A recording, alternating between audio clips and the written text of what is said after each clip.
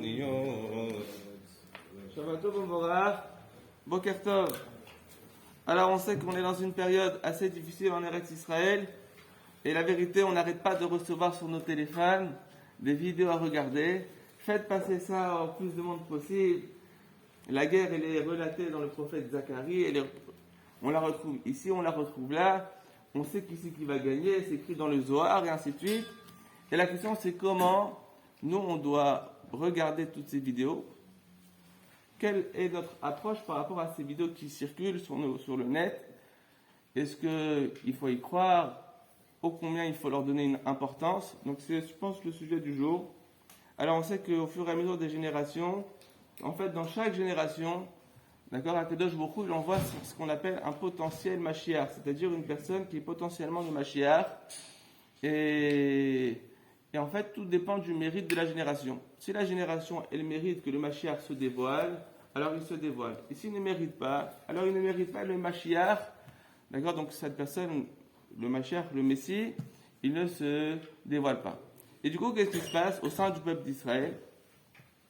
À chaque fois qu'il y a des catastrophes, ou il y a des événements qui sortent de l'ordinaire, tout le monde commence à sauter, d'accord, à s'agiter, et à dire, ça y est, le Mashiach, il est là, le Mashiach, il est là.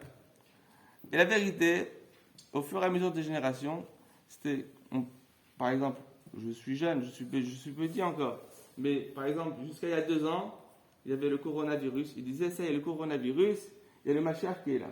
Et il n'est pas venu. Et c'est pareil avec la guerre de maintenant. Il disait la guerre, le Hamas, Israël, c'est l'apocalypse, il y aura la guerre mondiale, etc., etc. Est-ce que le Mashiach qui va venir? Je vous pose la question, va venir ou pas? On ne sait pas. Amen qui vienne. Mais est-ce que c'est lié?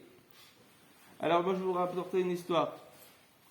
Parce que c'est bien beau de dire le Mashiach qui va venir et qu'à la fin on soit tous, comment on appelle ça? Déçus qui ça va venir. Ça c'est beau ça. Alors écoutez, l'histoire de la Gemara elle est comme ça. Une fois si je ne me trompe pas, c'était Rabbi Eliezer. Il a demandé à Eliyahu Navi, dis-moi où est-ce qu'il est le Mashiach? Il lui a dit, écoute, le Mashiach il est à la porte de Rome et il est en train de panser ses plaies une à une. Donc il est partout, il a des bobos, d'accord? Et au lieu de mettre du bandage partout, et quand il veut les nettoyer, enlever tous les bandages et mettre partout le produit et après refaire le bandage, il enlève doigt par doigt. Chaque plaie, il la soigne et il refait le bandage. Et pourquoi il ne fait pas tout d'un coup? Alors, l'explication c'est quoi? Il a dit, de peur qu'Hachem me dise, maintenant c'est l'heure de délivrer le peuple d'Israël, et je serai occupé à mettre les bandages de mes plaies, d'accord? Et du coup, qu'est-ce qui va se passer? C'est possible que en un temps, en une fraction de seconde, le peuple d'Israël il perde son mérite, et qu'après, je ne puisse plus le délivrer. Bon, alors ça c'est le Rav qui parle avec le Mashiach, il explique ce processus de guérison, d'accord, avec ses bandages. Il lui dit, dis-moi, quand est-ce que tu vas venir? Il lui dit, aujourd'hui. Aujourd'hui, je vais venir délivrer le peuple d'Israël. Il a dit, ah, c'est extraordinaire. Et Eliyahu Navi m'a dit d'aller le voir à la porte de Rome. Je vais à la porte de Rome, je trouve le Mashiach. Je lui demande quand est-ce qu'il vient. Il m'a dit aujourd'hui. Je lui dis, jackpot. Il est tout content. Et la journée c'est fini, il n'est pas venu. Alors il va le revoir, ce Mashiach. Il dit, allô, tu m'as dit que je devais venir aujourd'hui. Pourquoi tu n'es pas venu? Il lui a dit, Ayom, im bekolo tishmaru. Moi je viens si vous suivrez la parole de Dieu. Si vous suivez la parole de Dieu, je viens tout de suite. Et si vous ne suivez pas la parole de Dieu, je ne viens pas. C'est-à-dire, lorsqu'on regarde tout ce qui circule aujourd'hui sur Internet, sur YouTube, etc., est-ce que c'est bien? Est-ce que c'est beau? Alors la vérité, ça fait de la peine. Moi, la vérité, ça me fait de la peine. Pourquoi? Parce que les gens, au lieu de s'intéresser et de se construire personnellement et de prendre de leur temps pour étudier la Torah, qu'est-ce qu'ils font? Ils sont là en train de regarder des gens qui nous disent, regardez, cette prophétie, ce qui se passe actuellement, on l'a vu ici, on l'a vu là, et on se dit, ah ouais, c'est beau, et c'est beau, c'est beau. Et toi alors, qu'est-ce qu'il y a? Pourquoi toi tu n'étudies pas la Torah? Pourquoi tu ne fais pas un travail personnel dans ton relationnel avec ta famille, tes amis? Ça, c'est ce qui amène le Mashiach. C'est pas la vidéo du Rav qui dit que c'est une prophétie qui amène le Mashiach. C'est ton étude de Torah à toi. C'est ça, Yom im bekolot tishmaru. C'est quoi aujourd'hui, si vous allez suivre les préceptes de la Torah, c'est l'étude de la Torah. C'est quoi, pour vous montrer un peu comment c'est dommage de passer à côté des opportunités qu'on a.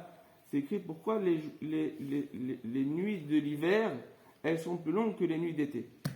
Pourquoi Hachem il a fait qu'en hiver, on a beaucoup de temps de nuit, et que, c'est en hiver, et qu'en été, on a une petite nuit, et on a une grande journée. Il aurait dû faire qu'on ait toujours une grande journée pour pouvoir travailler tout le temps, pour pouvoir travailler un maximum de temps.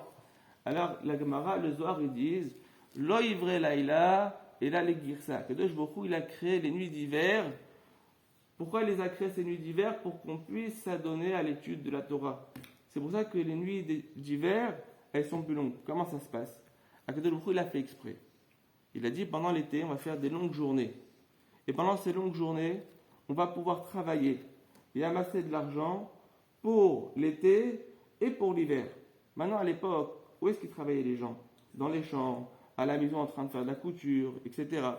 Donc, Akadosh Baruch Hu, il a dit, écoutez, s'il n'y a pas de journée, il n'y a pas de soleil, les gens, ils ne peuvent pas travailler. Donc, qu'est-ce qu'on va faire? On va faire des journées d'été qui sont très longues. Ils vont pouvoir travailler double pendant ces journées d'été.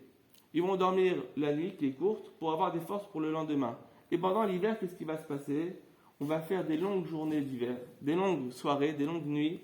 Pourquoi? Pour que ces personnes-là, elles puissent étudier pendant ces nuits la Torah. Ils allument la bougie chez eux à la maison et puissent étudier la Torah sans avoir besoin de travailler ou sans pour autant sentir qu'ils ont encore une possibilité d'amasser de l'argent et de travailler. Donc on est rentré dans cette période d'hiver, automne-hiver, d'accord, où justement les nuits elles sont longues.